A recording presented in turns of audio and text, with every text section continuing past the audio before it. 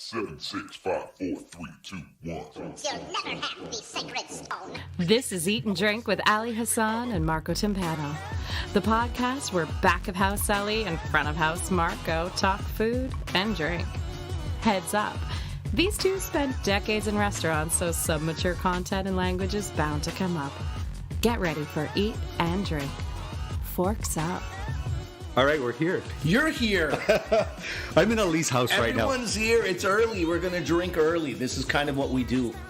It's early to be drinking. We're like, I feel For like some people, it's even early to be eating. And we've chosen to drink first and then eat. I don't know. We record often in the morning, so Yeah. folks, just bear with us. Whatever time you're listening, we're happy you're here and listening to us. This is the best of us right now. Prior to any food or drink being in us, this is the best you'll hear. So if you don't like this, I mean, just beat it. Hightail it out of here very quickly. Listen to some boring, epicurious podcast that just talks about food in a way that makes me want to punch myself in the face. You picked up a knife. I picked up a knife. Ali brought me a knife. He's like, maybe this knife is too big. Do you want a smaller knife? I'm like, I can deal with a big knife. And he's like, no, maybe for my safety. Is what I could see that look on your face. Let's talk about something you've done since the last time I've seen you that's excited you in the food world. So, I was in Naples, Florida. That's right. Yeah. And my wife and I went to this place called Pinchers. We happened to be, I think, coming off off Marco Island, going back into Naples. I think we were Marco Island. What a narcissist you are. Well, it was our anniversary, so I said, and every time we go to Florida, I'm like, you never let me go here, and I'll point on the map to Marco Island. So she's like, we're going there for anniversary. I don't want you. So we go there, and there's this little chain that's on the Gulf side of Florida called Pinchers that serves crab, stone crab, and crabs. Okay, and I thought they were penny pinchers. No. I was like, why do I want to go to this place? Huh? They're like, hey, it's a dime for something we don't exactly know what it is. We found it in the sea. Okay, crab. If you saw the logo, you'd see there was a crab, so Right you'd away. know immediately, Right. right? And so we go there, and we have a great little seafood meal when we first get there to Naples. And then we notice that they have buckashuck from 3 to 6 every day. And if you don't know what buckashuck is, it's when you get to buy oysters for $1 each. Yeah. Do you like oysters? So much. I've never asked you this. So much, man. What's your favorite oyster? That's very tough, you Okay. know, because every time I go, I get the assortment. I usually try to get 4 kinds, because I'm ordering 24. May as well have it. You need to eat oysters with my wife. Every time we would go into a place and we'd have buckashuck, she'd just sit down. She goes, "Bring us 30 oysters." I'm like, "What are you like?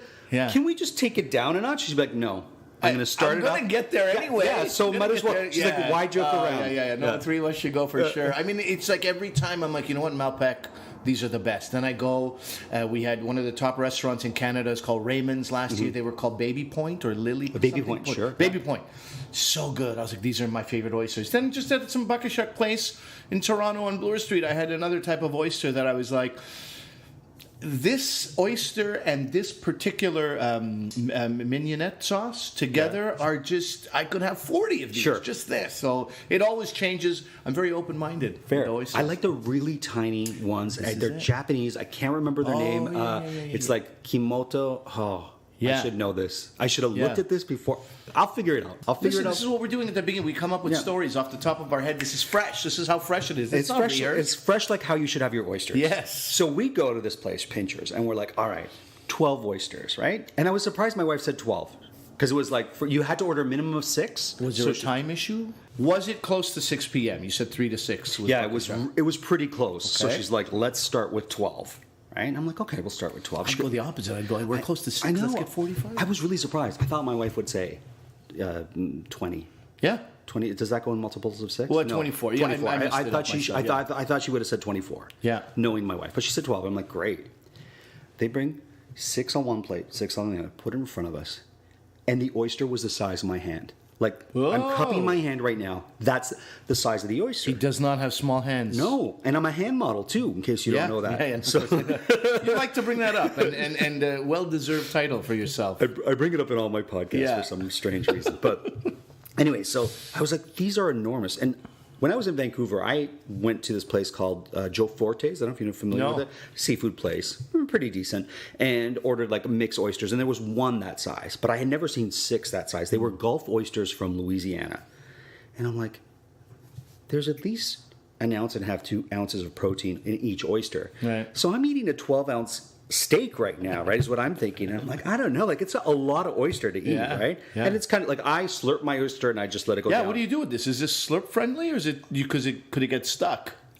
One was so big that I was like, this could be the end. Can I have a fork and knife for my oyster, please? Yeah. I saw my wife was kind of chewing it. I'm like, I don't think you're supposed to really chew. She's like, I'll eat my oysters the way I want to eat my oysters. I'm like, all right. She's like, it's huge. It was fantastic. Okay. And my test for oysters when I go somewhere is the first oyster, just a little squeeze of lemon, e basta. Because then you can tell the quality of the oyster. Because if you start putting the first one, and every once in a while in between, like I won't always, use the horseradish or the sauces and whatnot. But the first one I always try with just a little bit of lemon.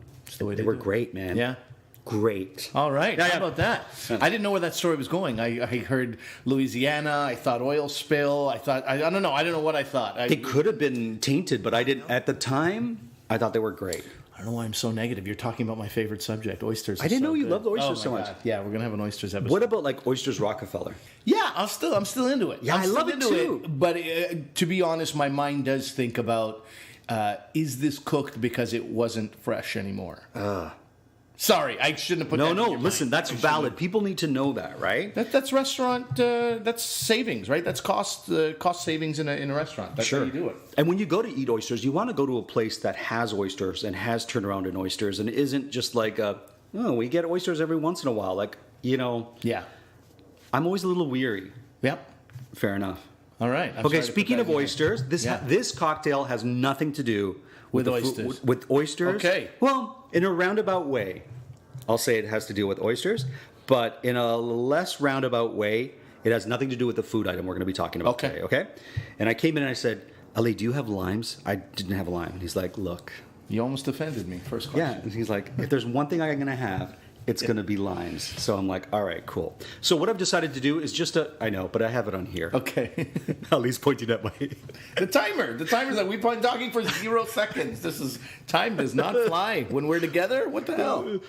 We're about 7 minutes into the podcast, so we're good. We're good. I got a good 5 minutes. I like to take a subtle glance. What do? You expose my business to the world? Fine. I was looking at the timer. I'm not going to hide anything on this podcast. If I'm doing something a little bullshitty, I'm going to put it on the table. And I would call you out too. Yeah. So here we are. All right. So the lime here in this cocktail, a little bit of a twist in my head, because I was like, okay, I don't think the lime looks so great in this cocktail, but I'm like, I think the lime is important. And I feel like cocktails that have lime, that little bit of citrus and that quality of lime versus lemon or other citrus really makes a difference. Okay. In particular for me, the Bloody Caesar, I think lime is essential. Oh, yeah? I don't want lemon. I don't want grapefruit.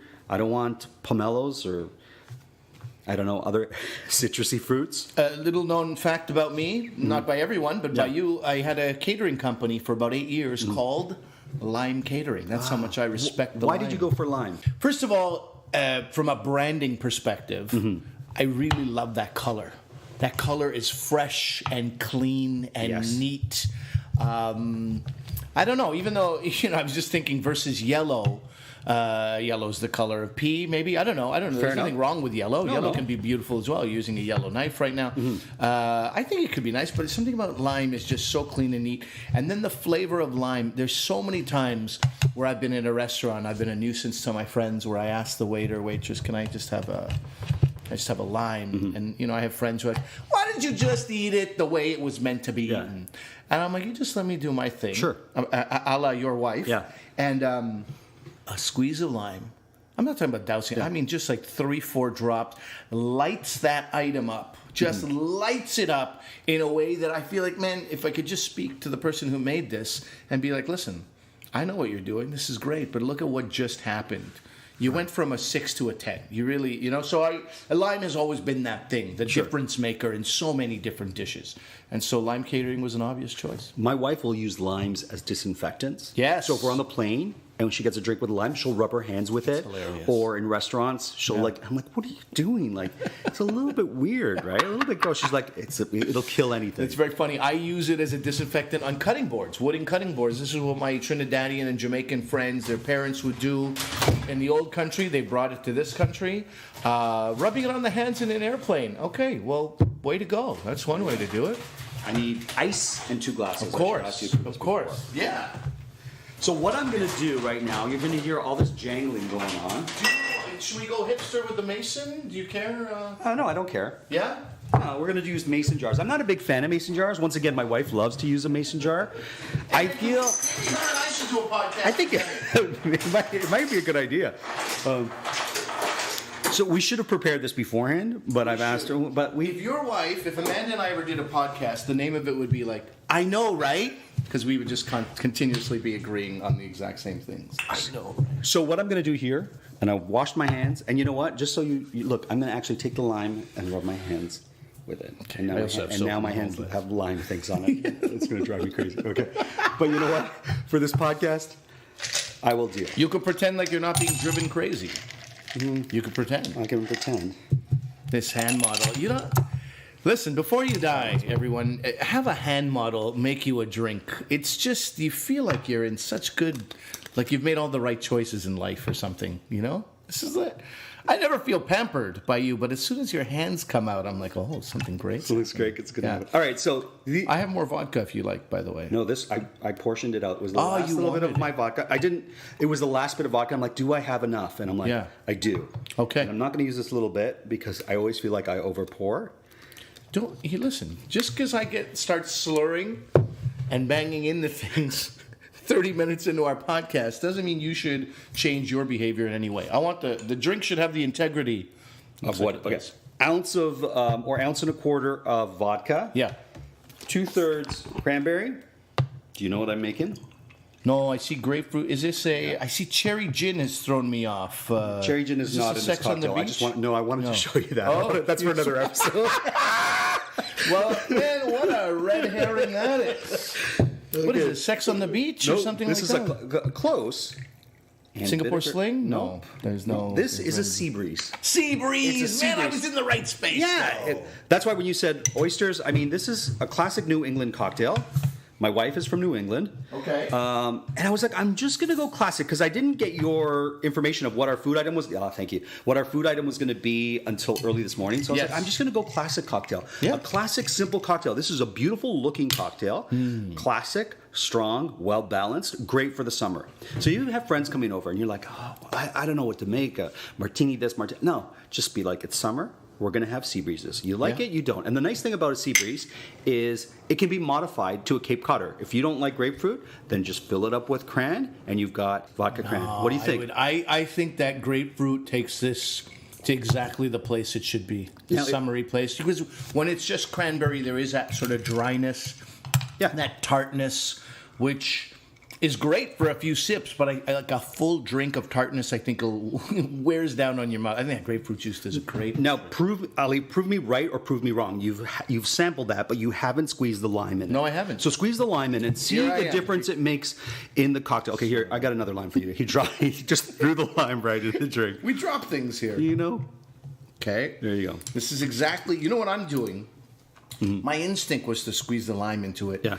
But you had just talked about the oysters. Right. You try one without it. So I was like, of course you're not going to squeeze it in right now. Now picture you in Hyannis with the Kennedys drinking this. Did the lime, be truthful, make a difference in the cocktail that you just had? There you go. Of course it did. And that is a Sea Breeze. Yeah, what a lovely summer, bright cocktail. 1 ounce to 1 ounce and a quarter vodka, 2/3 cranberry, and 1/3, or however much you like, of grapefruit juice. I will say that the fact that the sun is just beaming in my windows right now really takes this drink up another notch. Pass me the cherry gin. Let's see what happens. Let's see what happens. Oh my God, what are we doing? Well, here's the thing, Ali. Some people are so strict about cocktails. And being a purist and whatnot. And this might be a great mistake. I brought this to you because I'm like, I'm going to use this. I wanted to show it to you. I found it in the liquor store. Yeah. It's a cherry gin from Dillon's. Dillon's is a distillery in Niagara. Small batch, I think they call themselves. They do great stuff. And so let's just float a little bit of cherry gin on the top of this. So we're not going to mix it. We're just going to float it so that the first sip you taste should have a bit of cherry flavor to it, okay? Now, gin and vodka, I wouldn't necessarily mix them together, but this is such a lovely cherry. Just a little tiny bit. See if it makes a difference. It might ruin the cocktail. No. Not bad. Still in. I mean, Still I in. prefer the without, but I'm going to be using this in a cocktail in the future. I will say that it went from a light, summery drink to something like, let's talk business. Yeah. You know what I mean? This is a little bit more down to serious, work. yeah. We got down to work Yeah. once that gin was in there. And you don't have to drink this. I can make you... God forbid I don't drink this. Okay, fair God enough. forbid. I'm going to get this out of my way. All right. Okay. That's our drink. That's our And, drink. My buzz is just starting to kick in. Good. It's perfect. I love it. Now, for food today, what I decided to do was I have been, a chicken wing enthusiast, connoisseur. Some might see people at the very least aficionado. Okay. For many years, I've missed days of school and work because of respect. I'm going to just say respect. such spice in the chicken wings, that it just floored me. So I have a very a love-hate, long-standing, mostly love relationship with chicken wings. There's a new kid on the block, and you'll never believe what it is. Are we going to do a chicken wing episode? We have to do it. Okay, We have then to I'll do it. save this for... We'll save it. I'm going to save it because it's specific to... I've got so many chicken wing stories. Yeah. Okay. Guys, There's a new kid on the block. there's a new kid on the block, and we're not talking about Donnie Wahlberg's brother. We are not. Or Mark Wahlberg. No, Mark it's Donnie. Wahlberg. It's Donnie. Donnie Wahlberg was in New Kids on the He Block. Right? was, but now he's kind of the new kid because most Mark Wahlberg fans would be like, "Who's this old guy?" Right. He's the new kid on the block. He's Right. Donnie. It's cauliflower. Cauliflower. Can you believe that I'm even saying this? Now, here's what happens. Okay, I grow up my whole life. Cauliflower is like the weird, ugly cousin of everything else. You ever have a vegetable platter? Cauliflower, the last thing to be It's taken. the redheaded stepchild of the It's the garden. redhead. Stepchild was I went with a ugly cousin. Redheaded You know, a whole bunch stepchild is the of one. redheaded Yeah. stepchildren are going to be emailing us and being like, "What are you guys talking about?" Listen, you have a good life, but you're the last one to be picked on the Sure. vegetable platter. Yeah. You need a lot of blue cheese on that thing to make it. Otherwise, you're like, this really didn't need to be here. After carrots and Sure. pickles and cucumber, cauliflower. I never cared for cauliflower. Lately, I like you do. I treat my body like a lab sometimes. So I go, meatless. Then I was vegan. Right. So you start exploring these new things, and cauliflower just making an unbelievable return to the fore. I don't even know if it ever was Crazy. at the fore, but you think about cauliflower soup, you're like, Let me tell you this: as a waiter, as a server in many restaurants, cauliflower is the hardest thing to sell yeah, for me. absolutely. How about for you as a chef? Was cauliflower like the... Yeah, it's hard to make it. One thing you could do as a South Asian, you make cauliflower pakoras. Okay. Now people are interested because there's a batter around it. It's crispy. Sure. The batter is spicy. You're dunking it into some kind of a chutney. Okay, this we can work with. Right.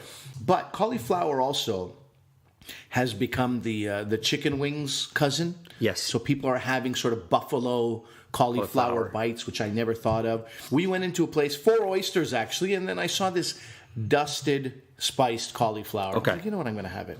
And it was fantastic. That dust, that tangy, spicy, it wasn't a lot. If you looked at it from far, you're like, this looks like nothing's on it. It's a very light coating. It was amazing. And one of the best things I had was cauliflower on a spit. Oh. Skewered. What? Like it was a pig, but it was cauliflower. Or a lamb if you're Greek. A lamb if you're Greek. And basically chicken fat, chicken drippings were put on it, were dripped onto the cauliflower as it cooked repeatedly. And so it was a cauliflower in chicken dripping. So now you can't be a vegetarian or a vegan there. But if you just want something lighter but still delicious, I found it so great. And so cauliflower back in the mix. I decided to do something here, which is the. Do you know what aloo gobi is? No, I have no idea. I'm sure I've eaten it. I'm sure you've eaten it. Yeah, but as you say it, I don't recognize it. Have you had cauliflower rice? I made cauliflower rice once. This is a perfect segue. No, not segue, Okay. but this is a perfect example of cauliflower coming back in on the scene, or again, just coming onto the scene. Sure.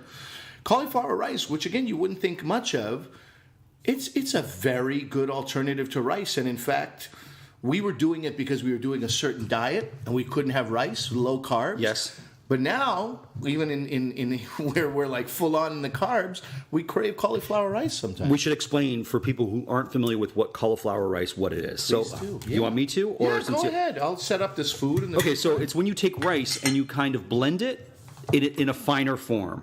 Is that fair to say? Yes. So you can use a blender. I think you can. I don't think you can use a ricer because you gotta be. We use a grater, either a hand you grater just use or a a hand box grater. Or if I'm feeling energetic, I go downstairs and I get the KitchenAid. Okay. And I put in that blade, and it just bzz, bzz, and it's done. We've Okay, got cauliflower but you can rice. use a cheese grater on the thicker setting, right? Yes. So they look like little round holes, like peek holes from a door. Is that fair to say? Like that size? I thought you were gonna. I thought you said dorm for a second. I'm like, what? No. What dorm did you go to that you're clearly going to have charges pending? From? No, not at all.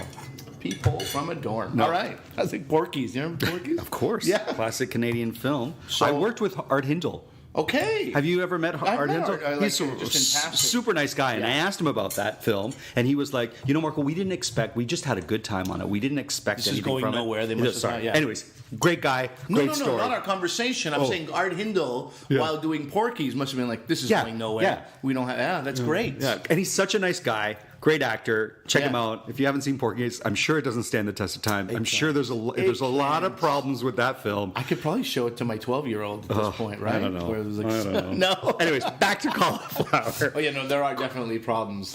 Back to cauliflower. The etymology of it is cauli is from the Latin word meaning cabbage flower. And do you know what the florets are called? What the white part of a cauliflower is? Did you just give it away by saying florets? No, No. because they're not. No, What is the it? curd. It's the curd. Come on. Yeah. Amazing what happens when you. Trying to get in the cheese game. I'm just telling trying to elbow into the cheese game. I make this dish aloo gobi. It is. People are not going to like this. It's a bit played out. It's like a classic Indian dish. It's mushy. The potatoes are soft. The cauliflower have no integrity left. As I've started cooking more vegetables in the last few years, I've really tried to maintain I want to say integrity, but just the both the shape and texture of the vegetable. In Chinese cuisine, you see that there's a lot of crunching. Right. There's a lot of crunching, and then you go eat Indian food, and you're like, well, there's this colored mush, and then there's that colored mush, and they're like to the untrained eye. Sure. So this is an ode to aloo gobi. It's not exactly aloo gobi because I've had enough of aloo gobi in my life. What does aloo gobi mean? Oh, I'm so sorry. Aloo means potato and gobi means cauliflower. Oh, so- it is not even sexed up in any No, way. okay. It is just potato, cauliflower. Those are the two words for each of those things. So aloo means potato. Yeah. Gobi means Gobi means cauliflower. Not even a sexy word. Gobi? Like if you're, I don't know. Go. Be. Get out of the here. Gobi Desert. The Gobi Desert. The cauliflower desert. Yeah, exactly. Yeah. We've always thought that. Okay. So this is potatoes, cauliflower, some broccoli added in both for color and for a different texture and flavor. And they are stir-fried in cumin and turmeric and a little bit of chili powder. And then it is tossed in two things. One is a sweet tamarind chutney, just a tablespoon of that. And the other is a tablespoon of a coconut and cilantro chutney. Okay, a tear's forming in my eye, and I have a love for South Asians because this is what you do. This is what you do, things to food that make my heart just sing, man. You add spices and flavors and coconut milk, and you just elevate a dish that is cauliflower or whatever into a symphony. Oh, There you go. So I'm going to try this. Now watch me eat it. watch Spit eat this it. out. What the fuck is this? Okay. Delicious. This is it reminds me of the filling of a samosa. Okay. With a couple of chutneys in it when you dip a samosa, but there's no exterior. There's no samosa. So it's like... There's a bit of spice there, too. There's a bit Yeah, of there you spice go. for Sure. Most people wouldn't be talking immediately after putting it in their mouth, but here I am. Okay, here's what I love about this particular dish and cauliflowers in general. I'm not a huge fan of cauliflowers, but as you say, they're like the star of this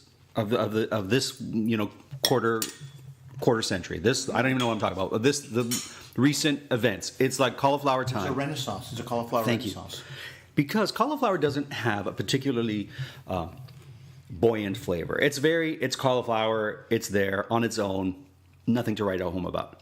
But the minute you start elevating it adding spices, doing something as simple as a dusting, like you said in that dish you had, or as simple as like frying it with a bit of batter. The food item, the cauliflower, becomes this beautiful thing. It elevates, it takes on flavor. It sort of, you pass the ball of flavor to it, and it will take it and run. Exactly right. Now tell me this. Yeah. What do Italians do with cauliflower? You, nothing. You've No, never- yeah. That's a great question. Does it not come into the It is an the cuisine? Italian. So when you look at the history of cauliflower, France and Italy, Genoa in particular, they started doing stuff with cauliflower. They were like, "All right, we've got this. Let's do stuff." I'm not as familiar with it in dishes.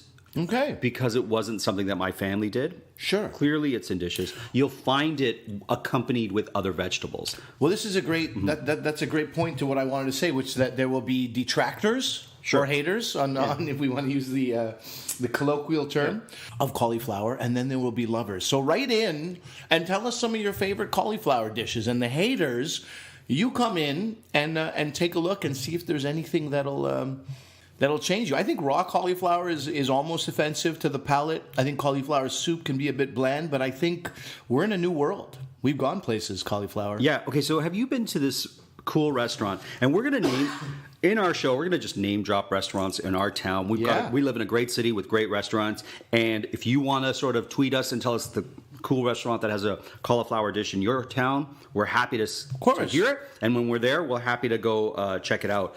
But Fat Pasha. Yeah?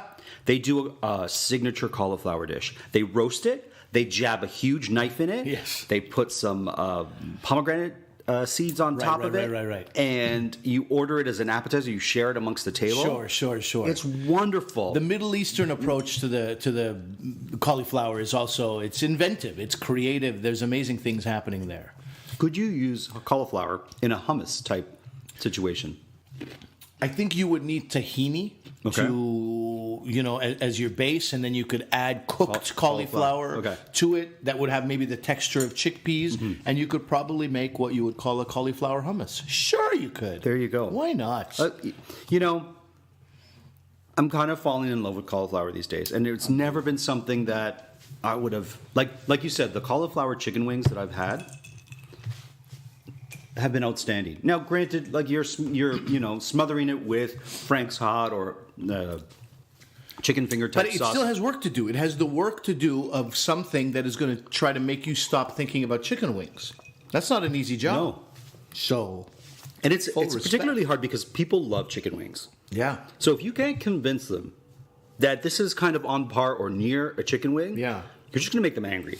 They just spent money on a dish Right. that you're claiming as a restaurant, as a chef, as a waiter, that you're going to have this and not think about chicken wings, and it's Right. going to be in some ways better for you. And actually, restaurateurs can do themselves a favor by not calling them cauliflower wings, because as soon as you add the word wings, Yeah. you're creating enemies. But if you say buffalo cauliflower bites or something like this, Okay. all right, okay, fine, it's something different, and you're like, oh, as far as things that are tossed in buffalo sauce, I don't mind that one at all. Do you remember there was a shortage of cauliflower last year? So expensive, so darn just as we were getting into this ricing of cauliflower, Yeah. it's like $6 for a head of cauliflower. We're losing our minds. Which was insane 5 Yeah, years ago. You of would course. never think of that. You did. It's They were also giving it away. it's a vegetable that lasts. Yeah. It's not one that is going to wilt or become mealy. Might get a little brown on the exterior. Just shave those parts off. Also, I can't believe I didn't mention this: purple cauliflower, green cauliflower, Romanesco. Romanesco, yeah. Romanesco is making kind of a. The Jurassic Park of cauliflowers is like how I like to. Sure, it looks like a dinosaur basically ate a bunch of weed, Yeah. and then took a poop, and it's Romesco. Or like if you're watching Game of Thrones and you look at the dragons in there, Yeah. they could have a Romanesco dragon, and you'd be like, oh man, yeah, terrifying. horns. It has Yeah, horns. it has horns, yeah. Yeah, it's a crazy. Well, but so also delicious. what do they have a different flavor profile? They do a little bit. They have a different texture profile as well. I okay. find them to be harder, and they don't cook down as quickly Sure. as they don't stir fry as quickly as a cauliflower. But that was fine. We had it again a fair amount of butter. Sure. And so I think it was a chimichurri that I used, something in that space. Okay. So really good flavorful parsley, cilantro, cumin, chili flakes, all in this olive oil, Sure. Tangy paste. It was great. It was great. Man, Cauliflower. yeah. You just keep doing you. Not the easiest thing to grow in your garden. Is that right? It is a little bit finicky. It likes cooler climates, so, grows well here. Canada. Number one country that grows cauliflower, or the country that grows the most of it? China. Come on. Yep. And exports a ton because I've barely seen any cauliflower in Chinese food. Oh, really? Yeah, it must. Think I don't know. stir fry, you cauliflower. Yeah, but is that Chinese food or is that Chinese food as we know it? That's fair. That's fair. It's not on the menu of a lot of... Is it? Am I speaking in ignorance? I mean, obviously I am. But I'm not sure. I don't see a lot of... I can't think of... you don't have General Tao cauliflower. Sure, You have General Tao tofu. You have General Tao chicken. You know what's going to happen next week? You're going to go to a restaurant, open up the menu. General Tao cauliflower. Okay, let's talk soup. Cauliflower in soup. Yeah. So where I've seen it, you asked about Italian cuisine. I'll see it in some minestrones. Oh, They'll be put in there, but otherwise, I'm not as familiar with it. What about a cauliflower soup? As a chef, I'm going to ask you, chefily speaking. Yeah. Chefily speaking, which sounds like Chef Ali speaking, but I just chefily speaking. We're gonna coin it. Chefily. So trademark. Yes. I'm saying that right now. Chefily speaking. Chefily. Trademark. Copyright. There you go. Just Copyright. Whatever spelling you think it should be, that's the one we've copywritten. Yeah. We've got all the spellings. Great. I would say that my relationship to soup has become so positive. Okay. Because soup was, I don't know, man. When I was in my early 20s, soup was the food of old people. I couldn't agree with you more. A waiter shows up and starts telling you about the soup du jour. I'm like, please, No. please, don't No. waste your time. I'm a grown adult. I don't need to. I have all my teeth. My no reason. digestion works fine. But as you start exploring, and also I'm a beer fan, so a hot soup and a cold beer, I'm like, get out of here with that. That's Hot ruining soup everything. on a hot day drives me crazy. Everyone says it's the best thing. My mother would say that. I'm like, no, I don't want a hot soup on a hot day. I've never been a fan of soup. It's funny. In South Asian culture, it's a hot tea. Hot tea is a big deal. It's supposed to cool you down Sure. and all that. Also not a fan. I'm like, what about cold beer, Mom? Oh, what's that? I'm 13? Whatever. And a Muslim? Whatever. I just find that I've been able to play with so many different flavors with soup and the stock, the base itself. Okay. Sometimes I'll have a base that's like it's a chicken stock, so it's made with, I take chicken bones and I make a stock, but then I add star anise and ginger, lemongrass, these kind of things. So the stock is so flavorful. Once you get a cauliflower in there, you add some cream, you add some spices, you add some herbs, and you get the hand blender in there and you try it and you're like, it's hard to not call this delicious. Mm-hmm. Here's my rendition. Someone serves you, or you make cauliflower soup, right? So I guess it would be cauliflower, cream, stock, with the blender, and maybe a little bit of parsley on top for bellezza, for making it look nice. You bring it down. Take some really nice olive oil, give it a little drizzle on top, a little bit of like a paprika or something for color. Go to town. Absolutely. Something I've discovered recently, and this is going to turn people off potentially, because it would have turned me off a year ago, nutritional yeast. Do you know what that is? On popcorn? So nutritional yeast on popcorn, and nutritional yeast on soup. Take a cauliflower soup, sprinkle nutritional yeast on top, fresh parsley leaves, not just for look, but flavor. Sure. And then like some ground sumac, which is like very tangy. I mean... Even the garnishes are elevating the actual thing to another level, and If I can convey one thing with this podcast that we're putting together here, is not to be afraid to enter the kitchen and be a magician and just throw things together, see if they work. If they don't work, whatever. Like, what's the worst thing? What's the worst thing that happened? So when I was in Bermuda, we would get a fish soup in this restaurant, and they would take dark rum. Gosling rum, which is the rum from Bermuda, and they'd put an ounce in your soup. Go. And I'd be like, this is amazing. Why can't I put dark rum in all my soups? Well, like, what's stopping me from that? Nothing. Right. A little pick-me-up, a little something, zazz, if you will. Zazz. A little zazz. And this is the thing, we lend credibility to people who we think are in credible situations. Hey, he's a Bermudan. Yeah. Is that the right term for people? Let's say it is. because Bermudan. Bermudan. He's a Bermudan. Yeah, sure. He's a local man. That's his rum. This is his soup. He's putting it in there. Of course, he should do that. Whereas if your mother did that, we'd be like, okay, Mom, we gotta check you into a special place now. You're adding rum to soup. This is trouble. This is one of the things that drives me crazy on these cooking shows, where they say, no, you've got to do it this one way. You can't do it. Don't alter the recipe. You know what? No. Don't tell me what I can and cannot do in the kitchen. Sure, I'll make mistakes. I made mistakes. I've had to throw, things in the garbage, or I've had to eat them with a smirk on my face, but you made mistakes right on this show, right in front of me. Straight. Yeah. All the time. I'm going to continue to do that. And I'm sure there's things I even said in this episode that people are like, no. Yeah. No, I can't go on board. But I agree with you wholeheartedly, which is rare and wonderful that we, because when I was going to be a chef, when I was going to go into school, the thing that turned me off most was people saying, no, you never mix this with this. No, you never add this. No, you must always. Like we'd make these Thai dishes. We'd make sauté noodles. Sure. And in a pinch, I don't have time to grind the peanuts, or I don't have peanuts, I would take peanut butter, warm it up, add a little bit of coconut milk, lime juice, a little honey.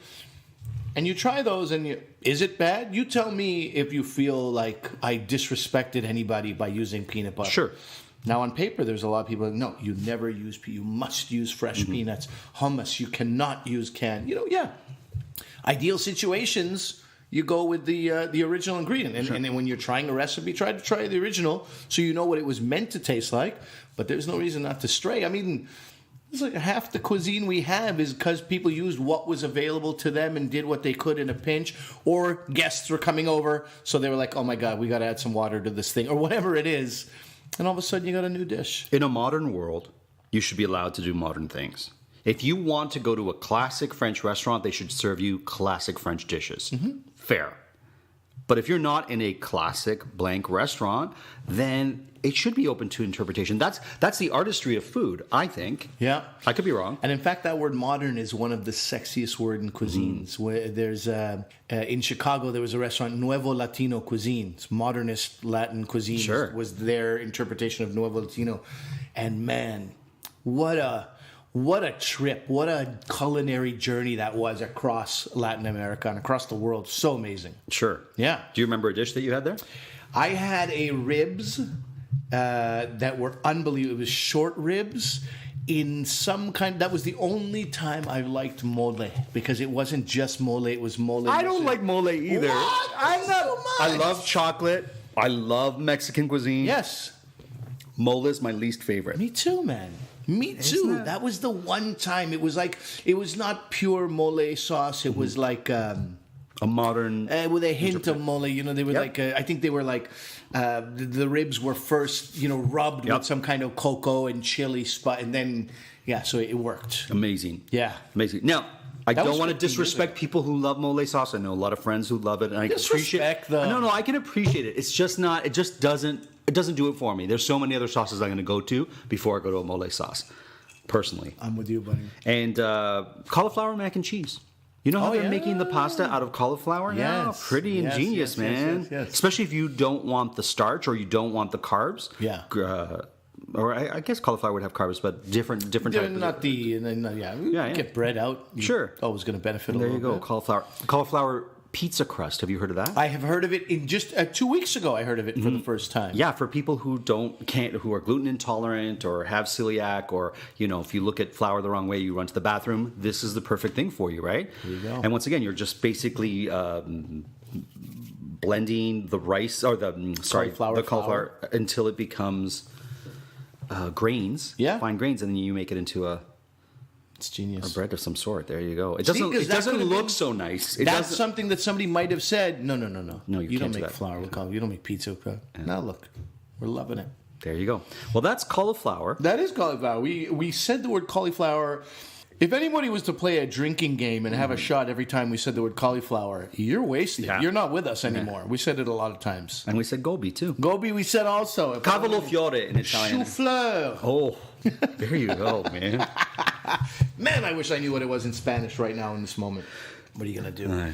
Is it time to put something in your mouth? It's time for the last portion of our show, which is What's in Marco's Mouth. What's in Marco's mouth? That's right. What's in Marco's mouth? It's nothing dirty. Will he guess it? Will he mess it? Let's find out. What's in Marco's mouth? I'm going to reach and grab my blindfold. I'm so excited about this. This is excellent. If you get this too, wow. Of course, I have not had any water or anything to cleanse my palate. I've just been drinking Sea Breeze And eating Gobi, which is full of spices, which has obscured my flavor palate on my tongue. Okay. Look at this guy making excuses already. I've made Obscured excuses. Palate. Are you ready? Yes, I'm ready. Open that mouth, buddy. Bite down. It's a spoon. Okay. Okay. Okay. Okay. Okay. No, I'm gonna kill you. Okay, so I had something in my mouth that was like the size of a pea, but when I bit into it, it was grape-like in texture. In other words, it spurted like a grape would in your mouth, or like a currant. It's got a lot of seeds in it, more like a currant, or like gooseberry, but smaller than a gooseberry, and it's savory once again. What happened to you as you tasted it? What did you feel? I felt angry, actually. Yes. I felt really angry because I'm like, oh man, this is a tough one. Can I have another one? Yes, sir. Am I able to put it in my hand and just feel it, or no, it has to go in my mouth? Okay, well, I mean, we're going to make a little bit of a mess there. But Okay. He's smelling it. Marco is smelling it. He's sniffing it. He's rolling it around in his hand. Now he's eating it. You're killing me here. It's like a... oh, you're killing me. Well, this one... There's vinegar. There's vinegar in this. Sure. Apple cider vinegar, I'm going to guess. Potentially. And it's got a lot of juice to it, or the pulp inside is very liquid when you bite into it. The skin is a bit firm and I would say thin, and it has a little spike. I need one more, and then that's it. Then that's and I won't put this one in my hand. I'll give you a smaller one. Okay. But I was hoping you'd give another description of the flavor. Okay. Tangy, a little bit astringent. I'm going to guess the color is going to be orange in nature. It's almost like what are those things called? Okay, you know those things that come in a paper like coating. It's like a berry type of thing, field berries, gooseberries, No. this kind of thing, no? No, if it was, you would say it. You'd be like, it's. If it was, I wouldn't say it. It comes in a papery shell that the fruit is inside, and it's orange. I know what you're talking about. Yeah. I thought those were gooseberries. No, those aren't gooseberries. All right. I don't think they are. They're because gooseberries are big and they. Okay. I think it's time to tell you what this is. Okay, I don't know. I don't know. I don't know. All right, my but the friend. spice is South Asian in cuisine. The flavor is South Asian in cuisine. It's got an astringent flavor. It's got there's a bit of acid there, and it is refreshing on the palate. Palate cleanser. Okay. All right. Here you Taking go. my If Bible. you've never had Peruvian food, this thing was going to be impossible for you. I recently had these in a pasta, and they just popped in my mouth. And it was a food station, and I went back to the food station. I said, "You have to tell me what just happened." Okay. So they have a few names. Peruvian sweet peppers is the generic name. Okay. The other name that they're very well known by is Sweetie Drop. The Sweetie Drop pepper. Okay. And I've never heard about this before when I looked them up, a.k.a. the Inca Red Drops. Okay. Teardrop-shaped peppers that grow only in Peru, in Peruvian highlands. Available jarred in the U.S. Have a sweet taste with a touch of heat. So I fed it to my son yesterday, and he started crying, and he was looking at me like, "Why did you do this to me?" Yeah. And then the tears went away because you get a little bit of panic where you're like, "Oh man, this is going to be hot. This is going to be hot," and then it just fades as quickly as it came. And then we mocked my son for being a loser. But these are, I mean, you can put it in. What we did yesterday was we first boiled some potatoes, parboiled them, and then we stir fried them in butter. And then we just added a bunch of these with these stir-fried potatoes. You can have them in salads. There's a cucumber salad recipe I saw, just shaved cucumbers in a vinegar. So these are, just to show you, it's a cane... so you did nothing to them? You did nothing to them. Zero preparation. Oh, wow. So I was wrong on many fronts. Many fronts. Not even Indian. Not Indian. No. Is there any... There's vinegar in it. Vinegar's there. Okay, so I'll get vinegar. I don't know. Were there 10 points? You got 1 out of 10? No, I got none. It's very difficult. This is so... if you'd had Peruvian food, there was a good chance you'd known these. I love Peruvian food. Okay. A pisco sour, one of my favorite cocktails. Oh, yeah. Oh, see. Oh, there you go. Okay, well, you know what? You could... No, you couldn't. Put those in a pisco sour? No, you couldn't. You'd wreck it. No. What if you put 2 on a little skewer on the outside? And then somebody has it as their... No, right? It's too much flavor. No, it works against it. I mean, you could, like we said earlier in the show, you can do whatever the hell you want. Right. But it wouldn't... I don't think it would have great... The results what a interesting, different thing. I never would have guessed. Thank you for putting me through that torture. I will encourage everyone to try Peruvian food. It is fantastic. Try it at a couple of different places if you can. Mm-hmm. Because also, as we all know, sometimes people move into a city and they bring their ethnic food and then they go, you know what? We don't really need to stay true to what we got. These people don't know what's going on anyway. So try a couple of different ones. Yes. And Peruvian sweet peppers are also known as sweetie drop peppers, available canned in Canada and the U.S. and across the world. And probably Marco, in Peru, too. Congratulations to your mouth, my friend. That's another one. Through the ringer. Thank you for listening to Eat and Drink. I'm Marco Timpano. I'm Ali Hassan. We'll see you again soon.